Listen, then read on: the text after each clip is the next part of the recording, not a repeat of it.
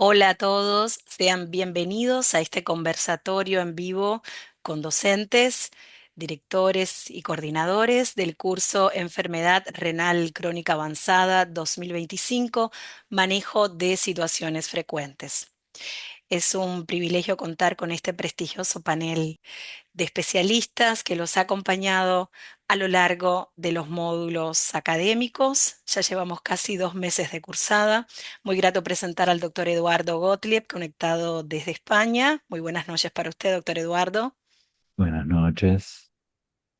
Conectado desde México está el doctor Víctor Hugo Gómez Johnson. Muy buenas tardes. Hola, buenas tardes. Tenemos conectado desde México también al doctor Enzo Vázquez Jiménez. Muy buenas tardes. Hola a todos, buenas tardes. Y conectado desde la Argentina, como digo yo, no por último menos importante, el doctor Enrique Dorado. Muy buenas tardes. Hola, ¿qué tal? ¿Cómo están todos? Bueno, a continuación dejaremos con la palabra al doctor Eduardo Gottlieb. Es importante comentar a los asistentes que aprovechen el chat general para presentarse, cuéntenos desde dónde están conectados y que puedan usar el chat de preguntas que tiene habilitado el Zoom específicamente para manejar las Mm. inquietudes y que luego este equipo de especialistas pueda ofrecerles devolución en vivo. Adelante, doctor Eduardo. Bueno, buenas tardes para todos los participantes, los cursantes. Eh, Les quiero dar la bienvenida a este conversatorio y gracias por estar aquí. Y ante todo, eh, quería decir unas primeras palabras del el placer y el privilegio que fue compartir la organización y el desarrollo de este curso de Red MC con el doctor Víctor Hugo Gómez Johnson, el doctor Enzo Vázquez Jiménez de México, eh, que nos han demostrado ser grandes profesionales. Y yo tuve aparte a un mentor casi personal, que es el doctor Enrique Dorado, a quien agradezco especialmente todo el trabajo que ha realizado, que venimos realizando ya hace muchos meses. Con respecto a este curso, hace unos 3 meses aproximadamente empezamos con una conferencia que titulamos Una década de inhibidores de CGLT2, en donde quisimos mostrar un poco la historia, el camino recorrido eh, específicamente por estos fármacos, pero cómo en esta última década fue cambiando el enfoque de muchos de los temas que tocamos a lo largo del curso. Eh, Tanto Víctor Hugo como Enzo y sus colaboradores nos, nos adentraron y nos hicieron navegar profundo en las aguas de lo que es el eje cardiorreno-metabólico, una experiencia maravillosa y unas presentaciones brillantes. Yo aprendí mucho con ellos eh, y nada, se me ocurrieron muchas ideas para el futuro. Eh, Luego eh, nos adentramos un poco en lo que es nefropatía diabética y los 4 pilares terapéuticos que tan de moda, tan en boga están en los últimos años y seguirán en las complicaciones habituales de la enfermedad renal crónica, incluyendo temas nutricionales. Tuvimos muchas preguntas en módulos previos sobre temas nutricionales y resulta que finalmente hubo un módulo dedicado a la nutrición y el módulo actual como para un poco unificar todos los nuevos conocimientos, que es la integración, el desarrollo de estas nuevas terapéuticas, de estos nuevos enfoques fisiopatológicos y la posibilidad de desarrollar nuevos programas, ¿sí? Tanto para insuficiencia cardíaca, síndrome cardiorrenal o enfermedad renal crónica avanzada. Eh, Me sorprendió mucho, yo que he participado en otros cursos, la participación de los inscriptos en los foros, un poco marcando cuáles eran las diferentes realidades a lo largo de esta comunidad tan grande que es Hispanoamérica.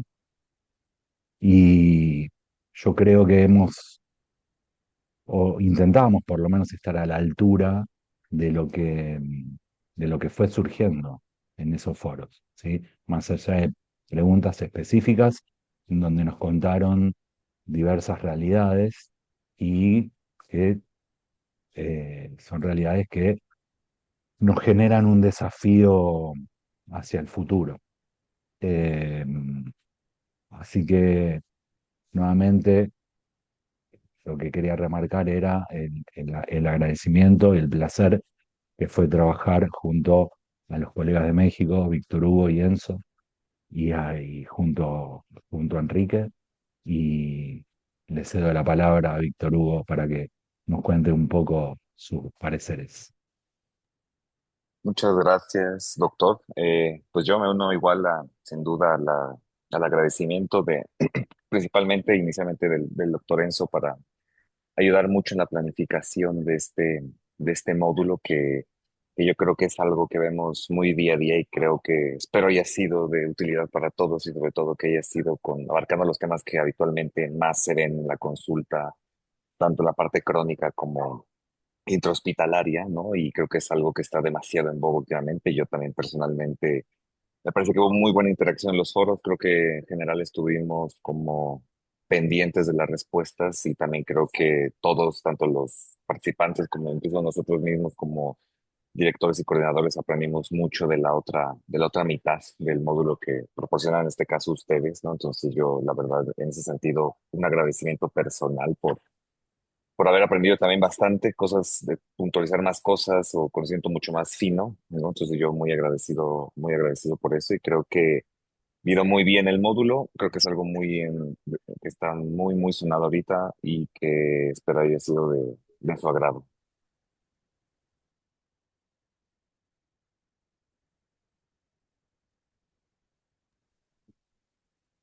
Bueno, hola a todos. Por supuesto agradecerlos, agradecerle a los presentes, agradecerle las preguntas que han hecho. Como todo curso, la pregunta para un docente siempre es un desafío y un motivo para revisar los contenidos para que la respuesta que uno pueda dar sea la más sólida, basada en evidencia posible. Yo creo que el curso, y un poco creo que ha sido la idea al momento de confeccionar el programa, apunta a una realidad diferente de la comunidad nefrológica. Hemos estado muchos años con pocas evidencias y con pocas novedades en materia de nefrología. Y esto tiene que ver con muchos aspectos. Uno de ellos es la complejidad de la enfermedad renal. Otro de ellos tiene que ver con la exclusión de pacientes renales a estudios controlados, probablemente por dificultades en la supervisión o la certeza sobre el metabolismo de las drogas que puedan ingresar al mercado. Otro punto por lo complejo y costoso que es para la industria incorporar estudios con suficiente tiempo de evolución para poder demostrar resultados en patologías como la enfermedad renal crónica. Y todo esto ha sido un poco modificado en los últimos años con la incorporación de las drogas que formaron parte de algunas charlas y con otras drogas que todavía están en etapa de evaluación, pero que seguramente tengamos novedades, con lo cual esta explosión de recursos en nefrología no es algo que estemos habituados, esto lo hablo como un nefrólogo más viejo que todos ustedes, y creo que si uno lo tuviese que resumir, me parece que el concepto que tiene que primar para los nefrólogos y para los más jóvenes también es que tal vez este argumento o este concepto de que evitar la progresión es lo único que podíamos hacer. Ahora estamos tal vez ante un escenario en el cual evitar la progresión debe sumarse a la expectativa de lograr remisión. Y ahí ya entramos con un futuro mucho más alentador, remisión tomando como marcador la proteinuria, que sería o ha sido un poco los ejes de algunas de las charlas. Así que creo que este aluvión de información, este aluvión de estudios en los cuales los objetivos primarios sean renales y no objetivos secundarios, pensemos que mucho de lo que estamos discutiendo ha surgido como hallazgos en estudios que tenían objetivos primarios que no eran renales y que ahora sí han podido extrapolarse, creo que nos abre una expectativa diferente. También creo que, si bien el título del curso apuntaba a enfermedad renal crónica avanzada, tenemos que ser conscientes de que la atención primaria tiene que ser nuestro principal aliado, porque de ellos va a depender la detección oportuna de la enfermedad renal y la derivación oportuna. Ya el concepto de derivación tardía o temprana que figuraba en la literatura hace un par de años, que tomaba solamente como meta ingreso programado a diálisis, hoy debe ser revertida, porque tenemos recursos para que nuestros objetivos tengan que estar dirigidos sobre todo a reducir riesgo cardiovascular y mejorar sobrevida. Así que creo que de lo que estamos hablando significa un resurgimiento de la nefrología clínica, y está en nosotros saber difundir en nuestros propios ámbitos de trabajo la nueva realidad para poder aprovecharla. Es un poco mi concepto, un poco más allá del contenido de las charlas, que apuntan a este resumen teórico que estoy compartiendo con ustedes. Si le doy la palabra a Enzo para que nos dé su visión también, por supuesto. Sí, muchas gracias. Bueno, primero que nada quiero agradecer al comité organizador, a los directores. Sin duda fue para mí un placer estar aquí y es un honor. Y obviamente a los asistentes agradezco esto. La verdad es que esto implicó revisión. Para uno también es importante estar leyendo, revisando. Y bueno, comparto parte de lo que se ha mencionado y sí quiero como retomar algunos puntos que hemos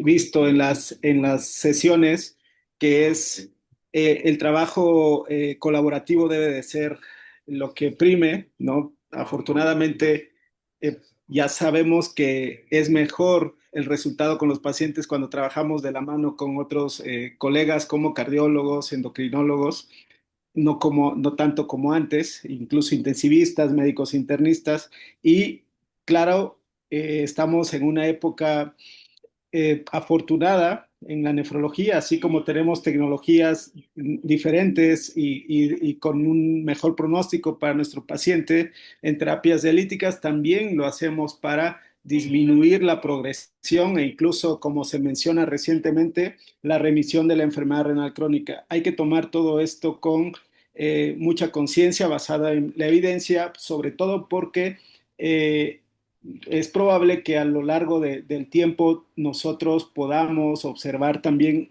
una cara no tan agradable de esto, ¿no? Los efectos secundarios, que los warnings, que la poca tolerancia a algunos fármacos. De hecho, eh, era algo que nos mencionaban o que nos preguntaban, e incluso ahorita nos preguntan en el chat, que de pronto estos efectos secundarios de algunos ISGLT2, de finerrenona, pues es un techo que se tiene que romper para empezar a obtener sus beneficios.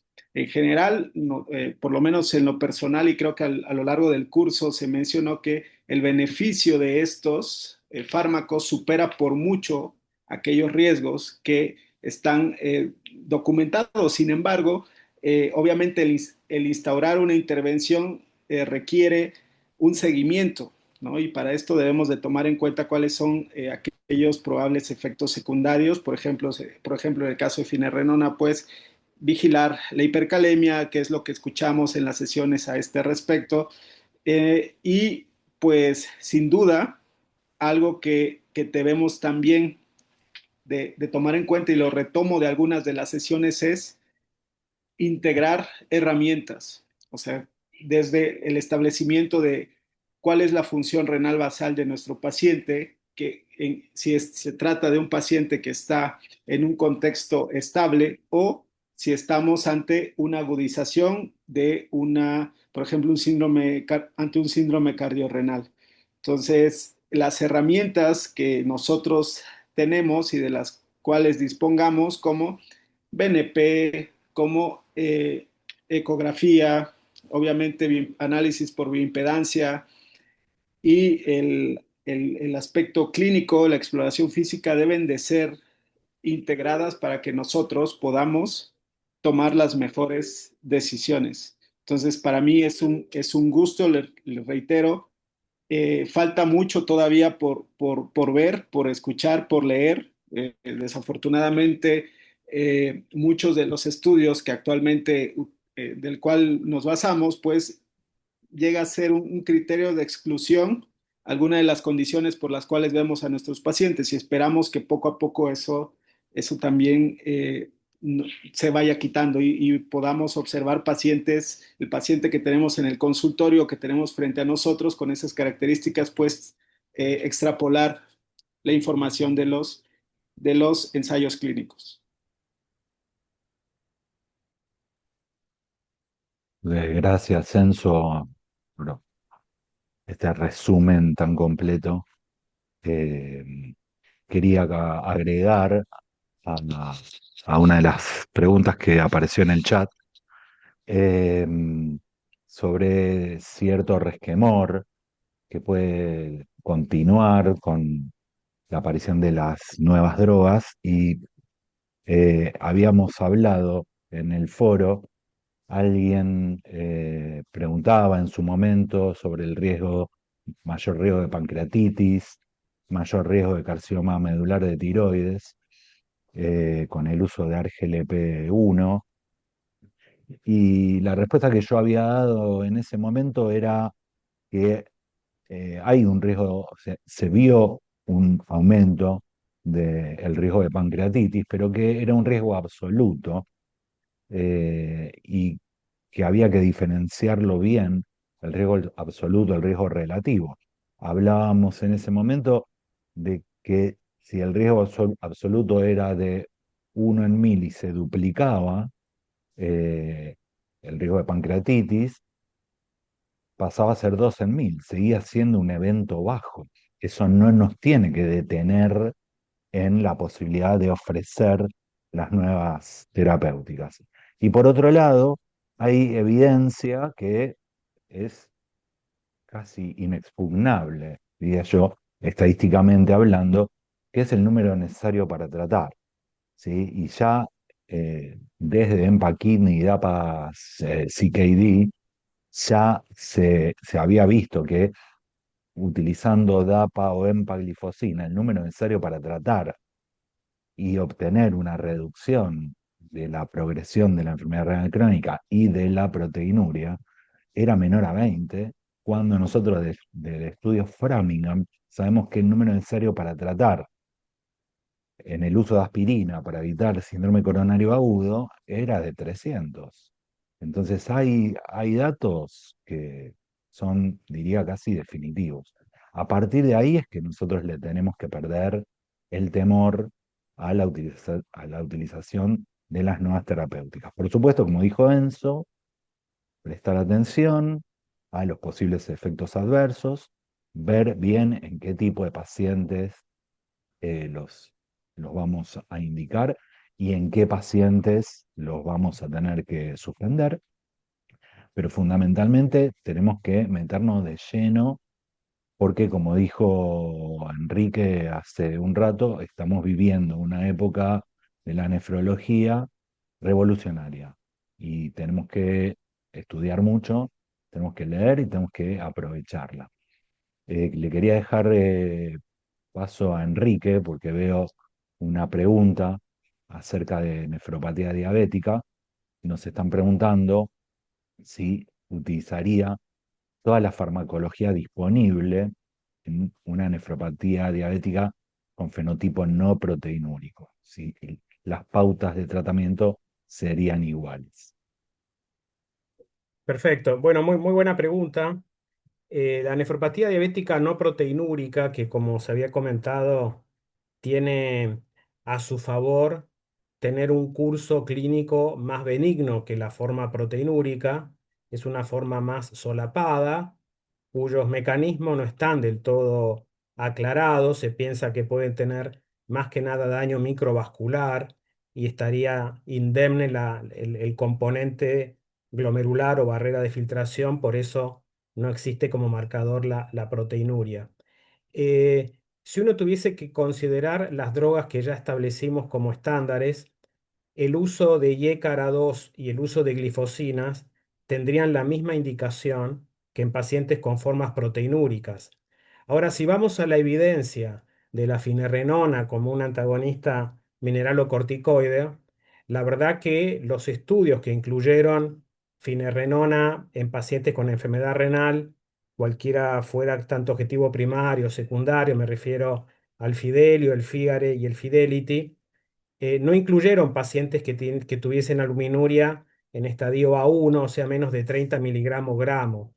El beneficio que se encontró demostrado para el uso de estas drogas es en las formas con albuminuria de nefropatía diabética, por lo tanto, no sería desde el punto de vista de un objetivo renal una indicación fuerte. Estamos hablando de A1, o sea, menos de 30 miligramos gramos de albuminuria. Y respecto al semaglutide, que el estudio de referencia que la puso como una droga de primera línea para pacientes diabéticos es el estudio FLOW, y en el estudio FLOW los beneficios también eran más dominantes en cuanto a evento y reducción en pacientes albuminúricos. De cualquier manera, uno podría utilizar semaglutide, no digo que no sea una indicación si el paciente presentara o antecedentes de enfermedad vascular o pacientes con sobrepeso u obesidad, porque de alguna manera, aunque sea indirecta, la reducción de peso es una medida de nefroprotección y la reducción de evento cardiovascular también es una medida que favorece al riñón. Pero para contestarle de manera más resumida, coincido, la finerenona no ha sido demostrada en poblaciones no albuminúricas. No sé Gracias. si a la pregunta esta eh, surge algún otro comentario de parte de los docentes o de parte de los asistentes, si quieren eh, ampliarlo. Ah, yo creo que quedó muy claro. Había quedado también muy claro en los debates en el foro.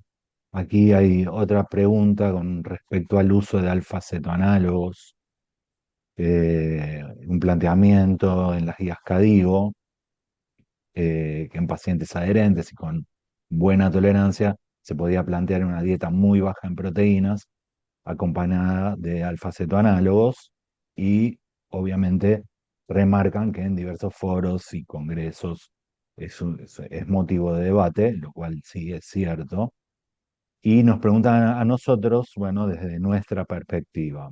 Eh, el tema alfa-cetoanálogo, lo primero que tenemos que tener en claro es que son aminoácidos decarboxilados que luego se transforman en esenciales, que hay diversas formas de alfa-cetoanálogos y que la experiencia en nuestros países es una experiencia de, de larga data, pero de bajo número de pacientes. El costo de los alfa-cetoanálogos muchas veces los hace inalcanzables para nuestros pacientes. De ninguna manera hoy creo que podríamos recomendar a los alfa-cetoanálogos como un tratamiento de base para una enfermedad renal crónica avanzada. Puede ser en algunos casos, como bien dice el cursante que está preguntando, en pacientes muy adherentes, que puedan tolerar una dieta muy hipoproteica.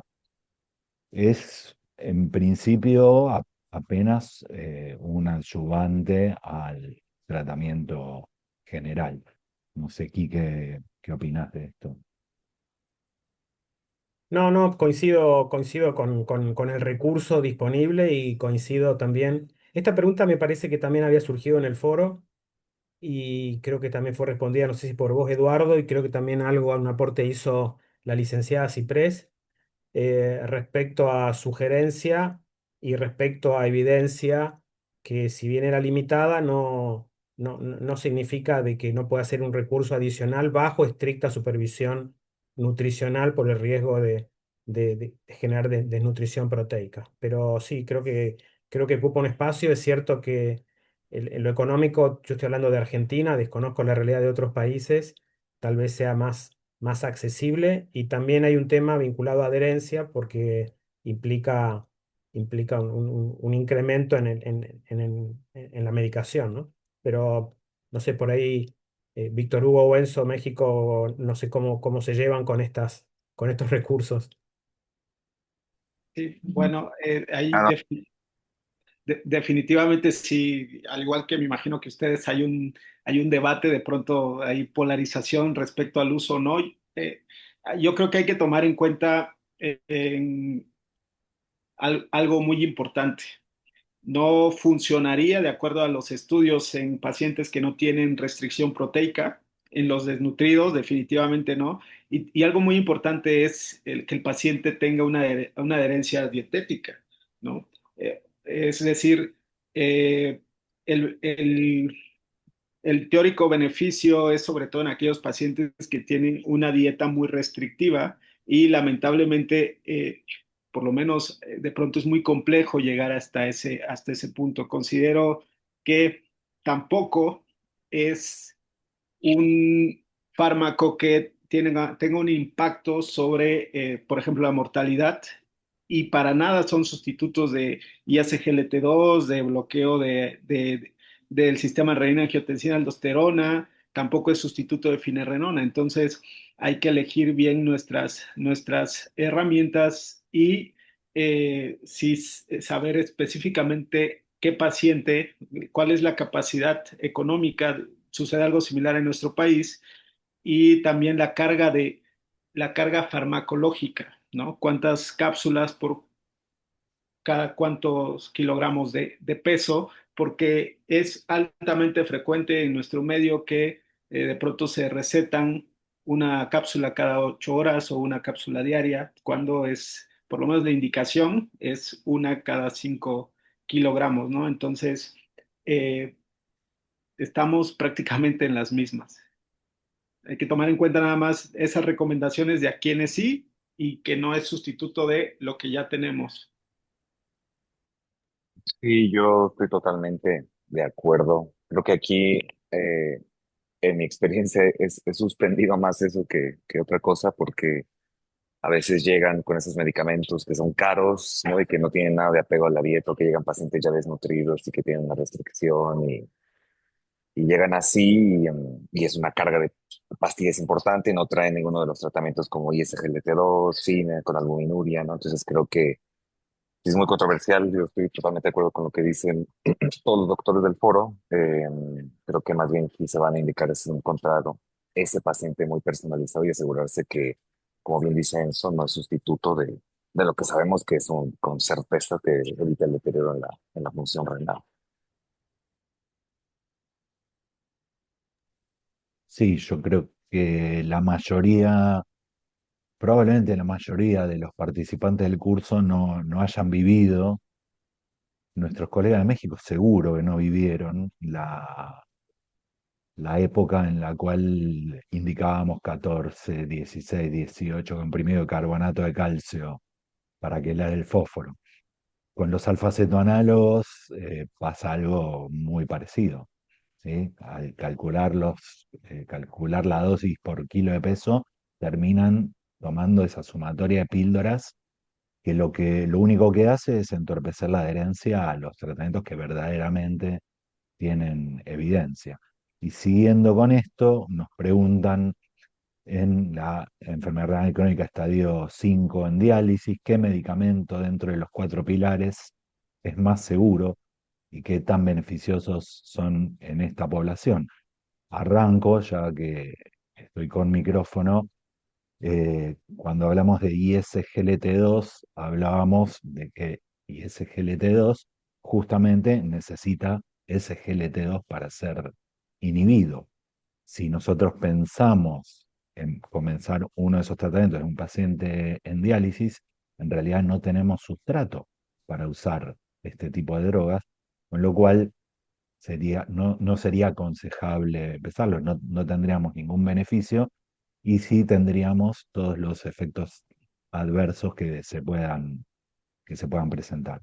Sí, es cierto que cuando tenemos un paciente En la consulta de ERCA, que empezó el tratamiento mucho antes de bajar su filtrado glomerular a menos de 25, podemos continuarlo.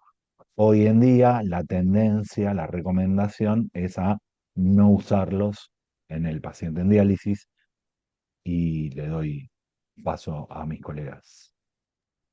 Yo pienso que, híjole, es un poco complicado porque, digo, esto es una opinión muy personal, a ver qué opinan ustedes. O sea, en el Kidney Week de hace un año presentaron el DAPA-Advance CKD y era pacientes con tasas menos de 30.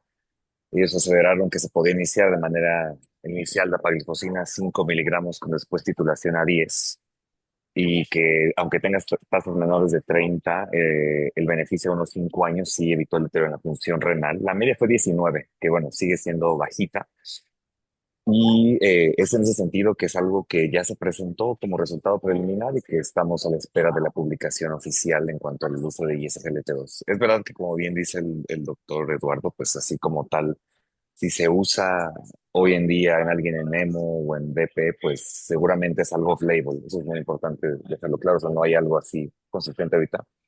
Sabemos que está el DAPA-HD, que es en pacientes anúricos, 3 veces por semana en hemodiálisis para ver el beneficio cardiovascular.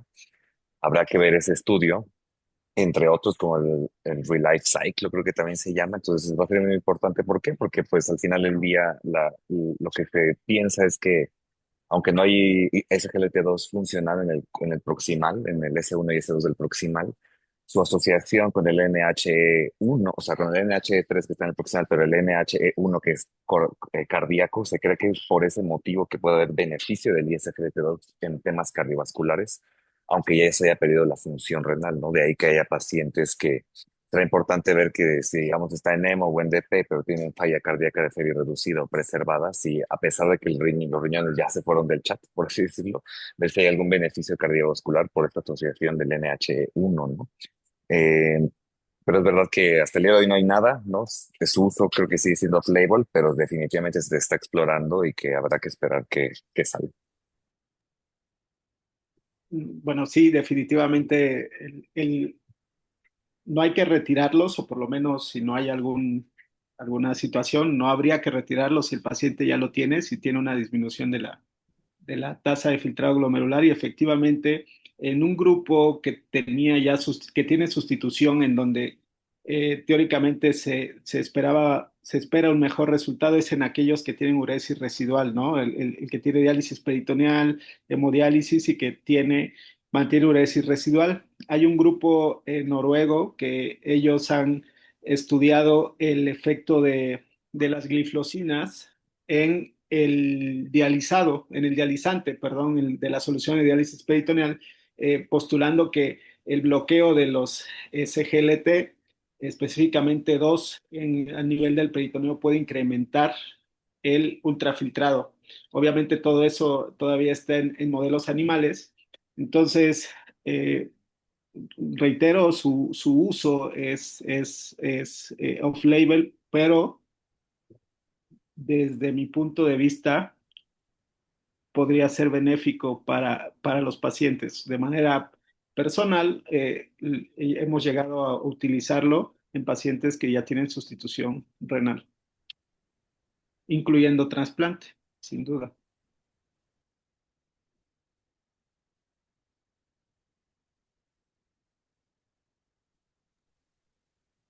Aquí nos preguntan también, en caso de no acceder a semaglutide, pero sí al liraglutide, si hay beneficio renal más allá del descenso de peso en enfermedad renal crónica no diabética.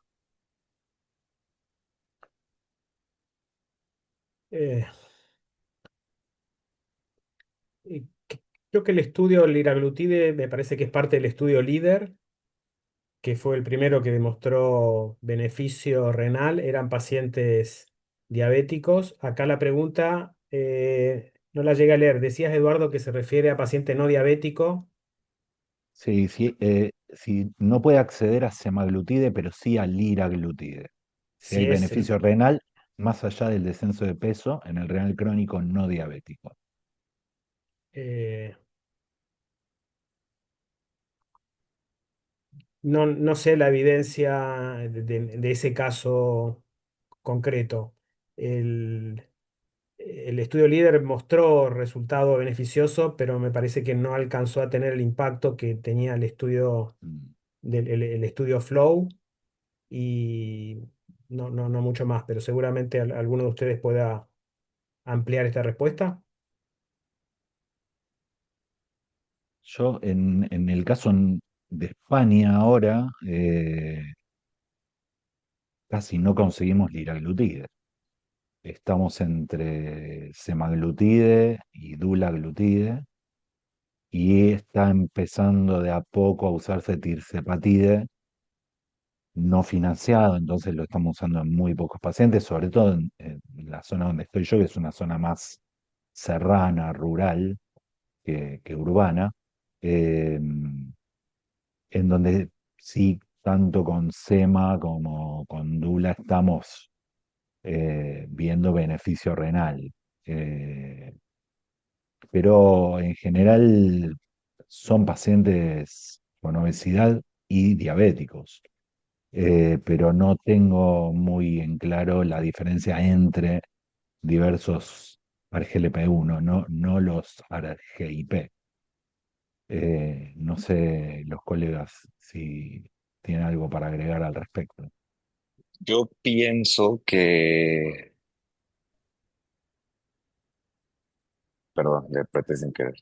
Yo creo que el tema ahí del uso del IRA en lugar de SEMA, creo que es una pregunta difícil porque a lo mejor muchos podríamos decir que pues, el beneficio de usar eso, o sea, el beneficio de quizás usarlo para bajar de peso y que ese sea como algún target para que ayude al deterioro de la función renal es complicado porque si no mal recuerdo, o sea, si nos basamos en el flow, que fue SEMA, la pérdida de peso pues fue modesta, o sea, fue de 4 kilos, 4,1. Entonces ese beneficio tan fuerte de este ensayo clínico tan duro cuando se publicó y que fue como muy revelador de los GLP-1, pues no fue tanto que piensas de perder de peso, ¿no?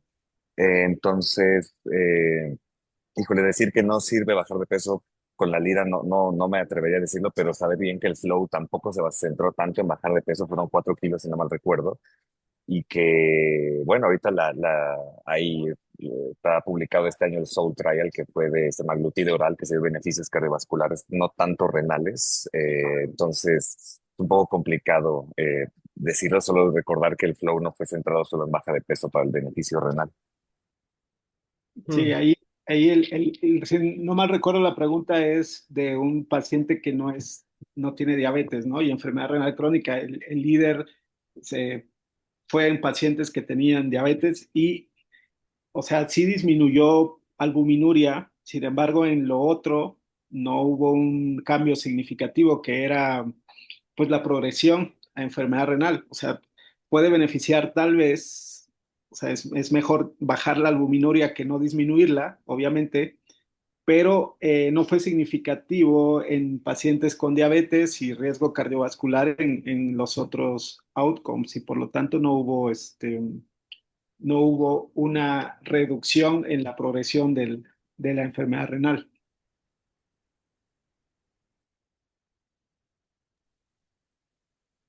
Queda claro, me parece. Eh, Aquí otro participante nos dice, la evidencia actual favorece la polifarmacia racional con dosis bajas de medicamentos, con mecanismos complementarios, como es la terapia combinada, IECARA-2 y SGLT2, finerenona. ¿Creen ustedes que esta combinación ha demostrado un mayor beneficio en retrasar la progresión de la enfermedad renal crónica o que es la misma polifarmacia que ha complicado la adherencia del paciente crónico que toma más de 4 fármacos? Eh, a ver, la polifarmacia generalmente la vemos en el pluripatológico. Eh, y sí, yo creo que la experiencia, no solo la evidencia, nos ha demostrado que la polifarmacia nos llevaba a la no adherencia nos llevaba al fracaso terapéutico. El tema es que nuestras herramientas actuales son más potentes. Nuestros objetivos han cambiado, ¿sí? Antes nuestros objetivos se basaban en retrasar la progresión de la enfermedad. Hoy se están basando no solamente en disminuir la proteinuria o controlar la hipertensión. Hoy estamos hablando incluso de un regaining de función renal y estamos hablando solamente de lo renal. Si hablamos de lo que son los diferentes tipos de insuficiencia cardíaca, me parece que es otro tipo de polifarmacia. Yo no sé muy bien si la pregunta se refiere un poco a eso, pero yo creo que incluso en el diseño del curso nos propusimos mostrar esta evidencia, ¿sí? Tenemos nuevas drogas, muchas veces las podemos combinar con metformina, las podemos combinar con ARA2, las podemos combinar con un bloqueante cálcico, pero es evidente que estas drogas nos llevan a mejores evoluciones y mejores outcomes de estos pacientes.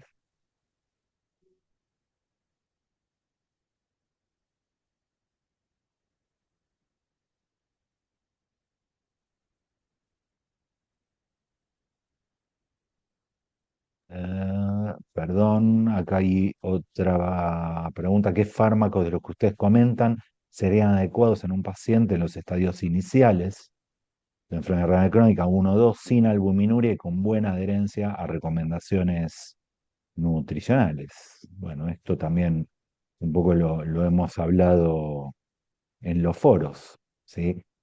Eh, un- Siempre depende de la etiología de qué comorbilidades tenga el paciente. Pero sí, hablamos de que un paciente 3A1, por ejemplo, es un paciente que ya tendría que estar en tratamiento. Así que si hablamos de estadios iniciales, por ejemplo, en un paciente diabético o en un paciente con una glomerulonefritis filiada, eh, esos pacientes seguramente algún IECA, algún ARA2, probablemente un ISGLT2 ya tengan que estar recibiendo. Con respecto a esa pregunta, la verdad que estadio uno y 2 de enfermedad renal crónica, para definirla como estadio, debiera tener albuminuria. Si no, entra en una figura difusa que puede ser parte de otra discusión. Es decir, si uno debiera considerar estadio 3 o insuficiencia renal crónica al total de la población con filtrado estimado menor de 60, o debiera hacerse un ajuste y considerar diferentes niveles de corte según la edad del paciente, que es parte de de una discusión. Tal vez uno considere 60 como un límite razonable para un paciente de edad promedio, pero puede ser un valor demasiado bajo para un paciente joven o demasiado alto para un octogenario. Pero de cualquier forma, hoy por hoy, para considerar estadio uno y 2 se requiere que tenga como marcador albuminuria. Tal vez la pregunta esté dirigida a decir, ¿qué hacemos como recurso de nefroprotección en un paciente cuyo filtrado estimado sea de 65 y no tenga albuminuria? Me parece que creo que es eso lo que quiere preguntar. Eh, y ahí creo que hay que ampliar la información respecto a las condiciones del paciente, la interpretación y a si existen o no marcadores de daño independientes de la albuminuria, como podrían ser alguna repercusión en relación a metabolismo fosfocálcico, control de anemia, control de presión arterial o alguna otra variable, pero se necesitaría tal vez especificarlo para poder ser un poco más concreto en mi devolución. No sé si Por eso, coinciden. sí, por eso yo hablaba de Pusiste un estadio paciente, claro, pusiste un, estadio 3 claro, a uno claro. yo dije un 3A1 y pensé, digo, si tiene un 2 pero tiene diabetes, o tiene una poliquistosis, o tiene una glomerulonefritis filiada por biopsia, bueno, estamos hablando de otro paciente. Podríamos hablar de enfermedad renal crónica estadio 2, ¿sí? Pero es como vos decís, tenemos que tener algún dato más, pues ya hablamos de 3 o 4 patologías de base. Eh, Sí, sin Entonces, sí, aluminuria es discutible cómo lo titulamos, ¿no? Pero bueno, sí, tal cual. entiendo eso. Veo alguna pregunta. ¿Qué fármacos de los que ustedes comentan serían adecuados? No, esto es lo que un poco hablamos recién. ¿Hay alguna experiencia con arglp 1 con filtrados menores a 15?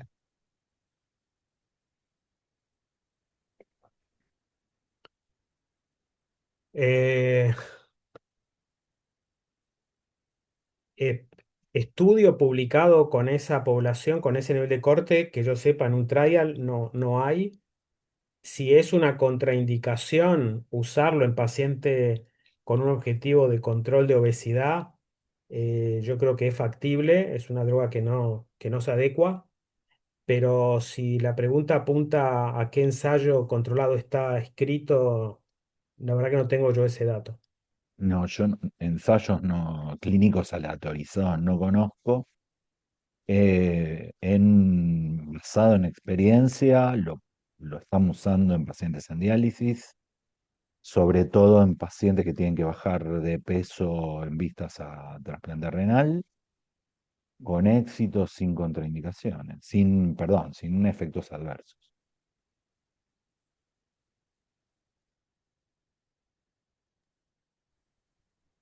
Perdón, tomo la palabra por acá, ya que algunas preguntas fueron posteadas a través del chat general.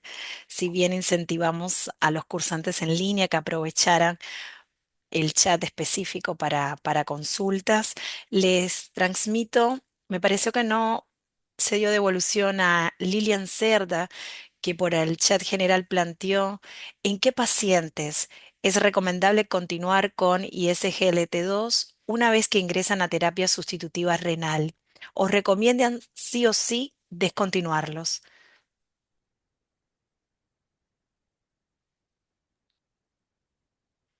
Creo que más o menos habíamos tocado un poquito de eso hace ratito, que si ya lo iniciaron, en general no suspender.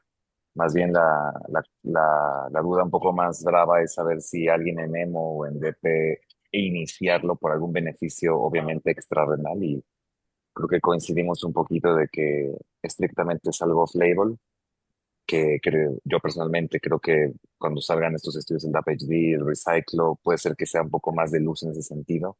Creo que sí puede haber algún beneficio cardiovascular por la asociación con otros receptores, no necesariamente en los riñones, pero dejando claro que sigue siendo algo off-label, pues, o sea, no hay algo publicado de seguridad o un estudio fuerte de ese rubro, pero también recalcando que si ya lo tienen desde antes de inicio, no hay que suspender.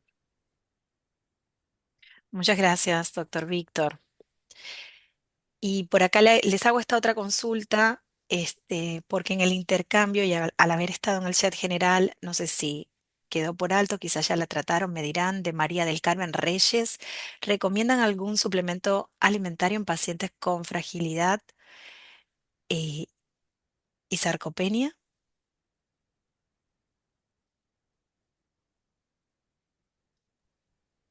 Mm, Em, Bueno, yo recomendaría un manejo integral, o sea, necesitamos rehabilitación, necesitamos un buen nutriólogo clínico y evidentemente tratar las comorbilidades. Definitivamente no debe de ser un escenario sencillo para nada, pero sí necesitamos recordar que en cuestión de suplementos, algo relacionado con lo que platicábamos hace rato, eh, estos pacientes, sobre todo con sarcopenia, con enfermedad renal, sí tenemos que identificar si ese paciente requiere aclaramiento de toxinas primero y evidentemente darle el soporte nutricional adecuado de acuerdo a su condición. Si es un paciente que tiene prediálisis, si tiene otras comorbilidades que lo llevó a este punto o incluso si ya tiene una sustitución renal que le está teniendo en este momento en esa sarcopenia, en ese desgaste energético proteico.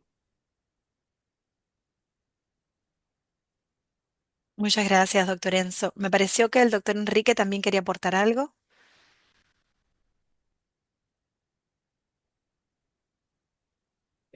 No, iba un poco a Ah, reforzar lo que ya se comentó en relación a si estamos hablando de un paciente en diálisis. No se había mencionado, no, mencionaba el tema de optimizar lo que son recursos nutricionales, alimentación parenteral intradiálisis.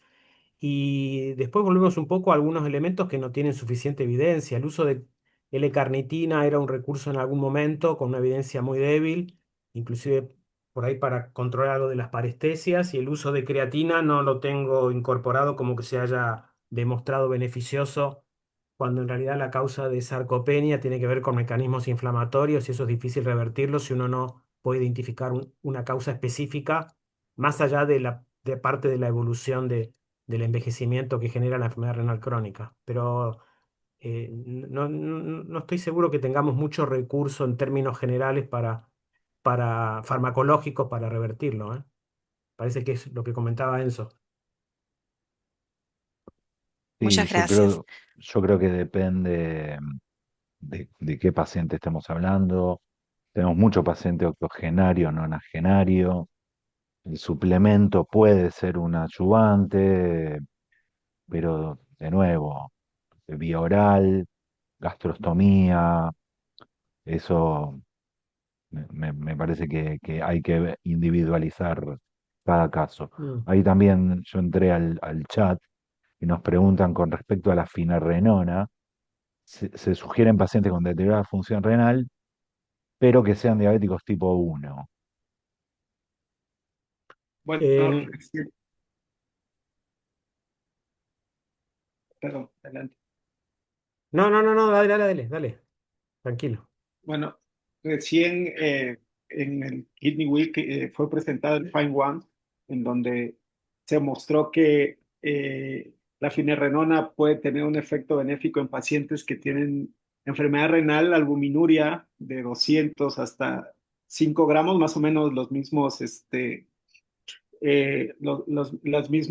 los mismos umbrales de proteinuria que en los otros estudios y observaron que sí hubo una disminución en la tasa de del RAC, de la albuminuria, creatinuria. Entonces, todo parece indicar que finerenona es un fármaco que también se puede utilizar en pacientes que tienen enfermedad renal crónica, albuminuria, obviamente, y en diabetes tipo 1, lo cual es una buena noticia porque de pronto este grupo de pacientes estaban un poco desamparados, ¿no? Primero por el hecho de los ISGLT2, híjole, la cetoacidosis, esto, y ahora, y después que la finerenona pues surgió básicamente desde diabetes mellitus tipo 2.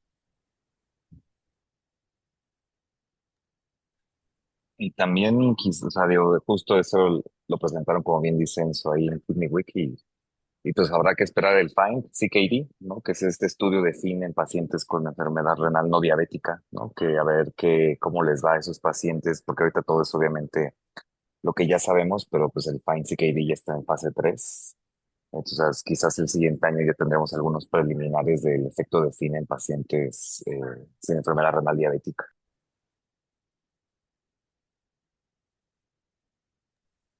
Bueno, como yo creo que por una cuestión de tiempos tenemos que ir cerrando, volví a entrar a preguntas y nos preguntan sobre el trabajo final del curso.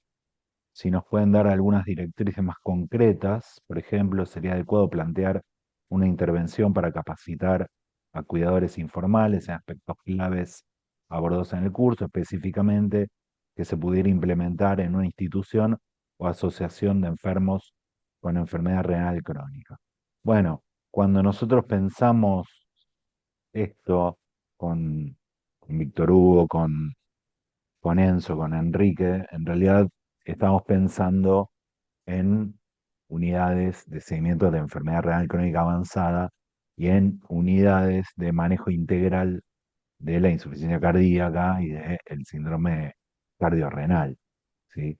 Eh, a partir de esas ideas es que pensamos en lo que podría ser un eventual proyecto final del curso. Eh, en principio, en base a la temática, a las temáticas que hemos tocado y a los trabajos que se han presentado en las diferentes conferencias, iría por ese lado. Desde el punto de vista nutricional, por ejemplo, sí, desde el punto de vista del control de la glucemia en el paciente diabético insulino requiriente, podemos utilizar entrenamientos familiares o personal no sanitario, pero me parece que la idea del proyecto final viene por ese lado. No sé qué te parece, Víctor Hugo. Sí, sí, yo coincido totalmente con el doctor Eduardo, así fue pensado. Eh, pues básicamente, no tengo mucho que agregar, el doctor abordó exactamente todo y pues estoy totalmente de acuerdo.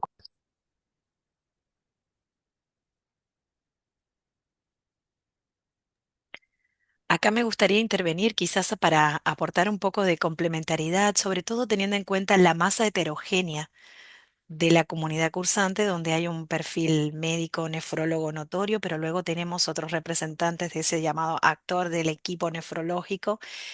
Y quizás rescatando lo que comentaba el doctor Eduardo y el doctor Víctor Hugo, directores del curso, complementar con la posibilidad de adecuación en aquellos escenarios de acuerdo al perfil del cursante, si no tiene más compañeros de esa misma institución que les puedan llevar por el cauce que ustedes comentaban.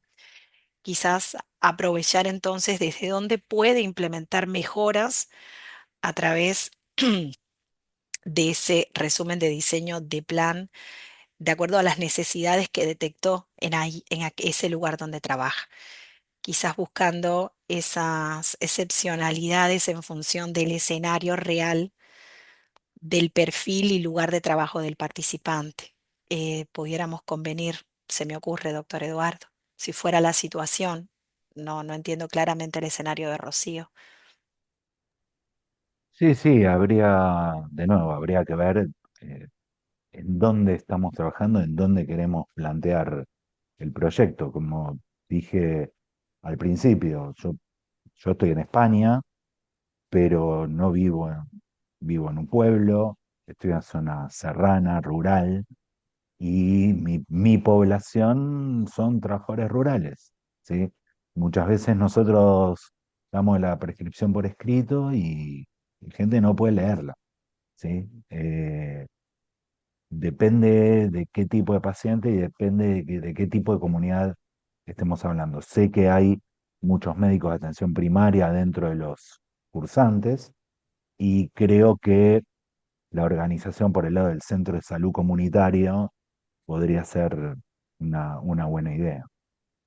Eh, pero bueno, son pautas, ¿sí? Que no podemos eh, influir mucho más en las ideas que les puedan ir surgiendo.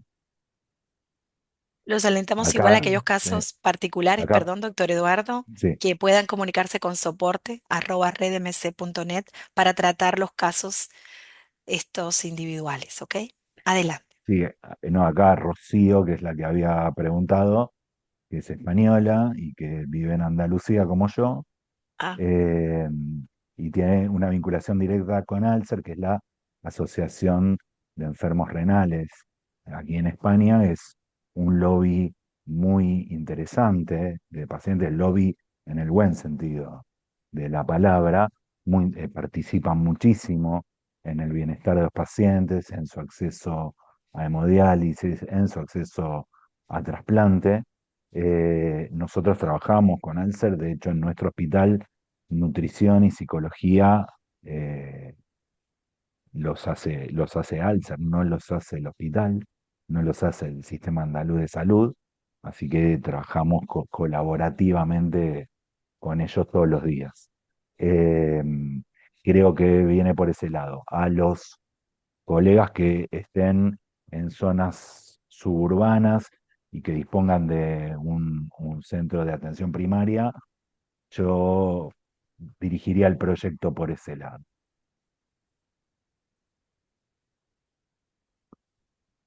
muchas gracias, doctor Eduardo. Bueno, habiendo llegado a los 60 minutos previstos para este webinar de cierre del curso, un poco anticipado para que lográramos tener a estos cuatro excelentes especialistas, pero más que nada aprovechar la instancia como una tutoría sincrónica en vivo.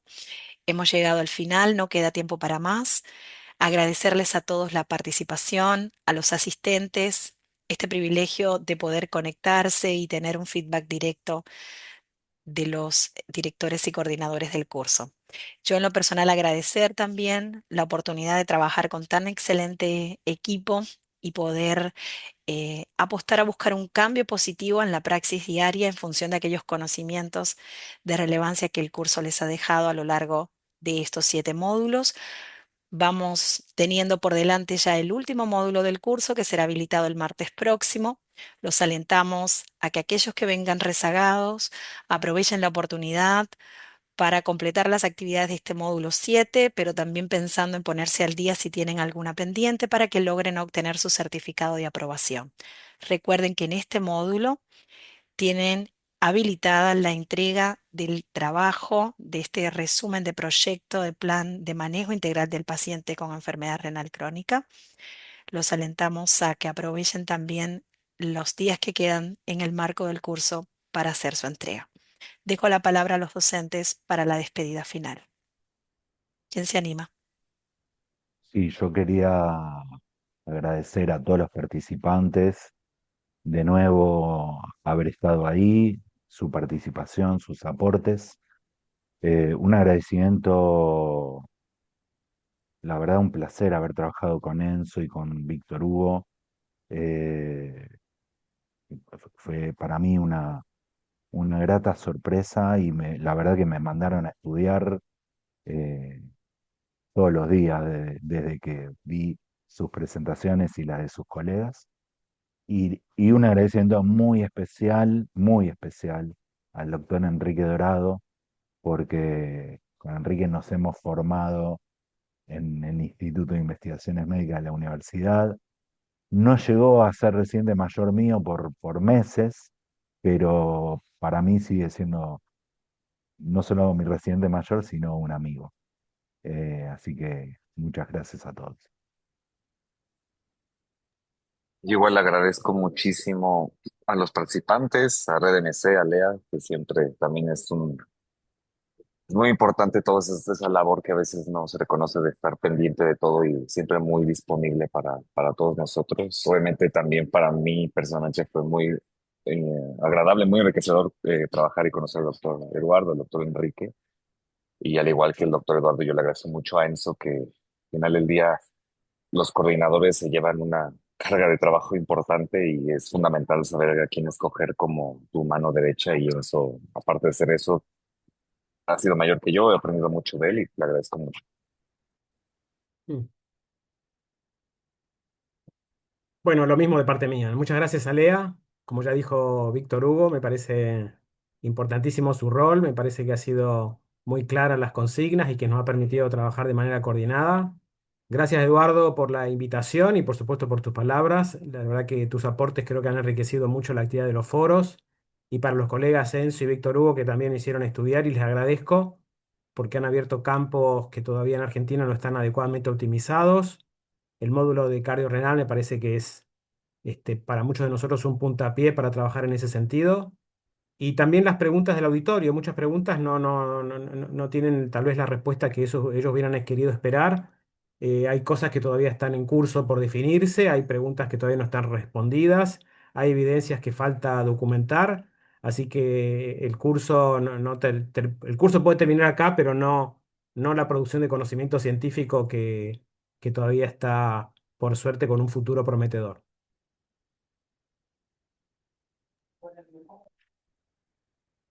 Y por último, yo también, sin duda, agradezco a los participantes, a todos los que nos hicieron preguntas y estuvieron ahí escuchando y viendo lo que se les preparó. Sin duda, a Lea, ¿no? Que, como bien dicen, estuvo ahí atrás de nosotros, a veces de manera insistente.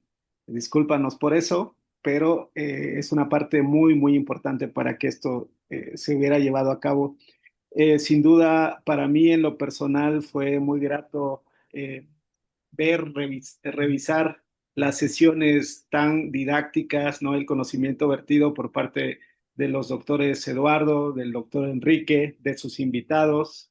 Les agradezco mucho por eso y de igual manera a Víctor Hugo, que me invitó. Espero que podamos seguir platicando, compartiendo información y obviamente si en algún momento se puede colaborando. Es para mí un gusto haber estado aquí. Muchísimas gracias a todos. Hasta un próximo encuentro.